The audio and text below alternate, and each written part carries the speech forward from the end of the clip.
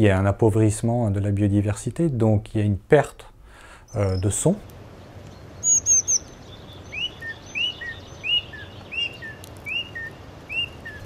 Les exemples de perte de biodiversité sont difficiles à documenter parce qu'il n'y a pas de données historiques. L'évolution des paysages sonores ne va pas forcément évidemment dans la bonne direction parce que, comme vous le savez, il y a un appauvrissement de la biodiversité, donc il y a une perte de son.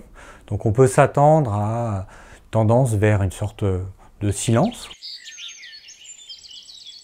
Les bruits de roulement de voiture, c'est très fort, très intense et continu. Donc c'est une bande de fréquence qui est occupée en continu. Beaucoup d'espèces qui sont dans ces basses fréquences ne s'entendent plus. Certaines espèces n'arrivant plus à communiquer s'en vont, ne se reproduisent plus. Il y a eu des travaux sur des grenouilles près des autoroutes où les taux de reproduction chutent drastiquement. On prévoit la disparition, comme le grand tétras, qui est une espèce très emblématique du lieu, le pictridactyle, des espèces que l'on trouve que dans des milieux particuliers.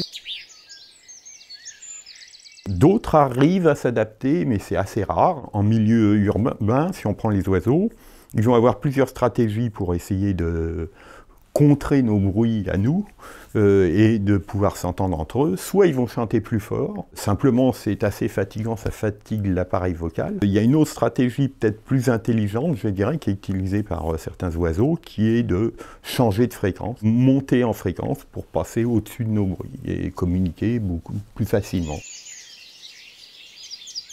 On peut aussi penser à une sorte de globalisation, homogénéisation des sons, parce qu'il y a certaines espèces à qui les changements qui sont en train d'arriver, de type climatique ou pression humaine plus forte, vont bénéficier. Et d'autres à qui ça va impacter les populations. Et donc au final, on va se retrouver potentiellement avec des paysages sonores qui vont se ressembler dans des environnements très différents. Maintenant, tout ça demande à être aussi quantifié scientifiquement, ce que l'on essaye de faire sur d'autres sites, dans les sites tropicaux et dans des sites de forêts froides, notamment dans le Jura en France. On va suivre sur plusieurs années l'évolution du paysage sonore de cette forêt.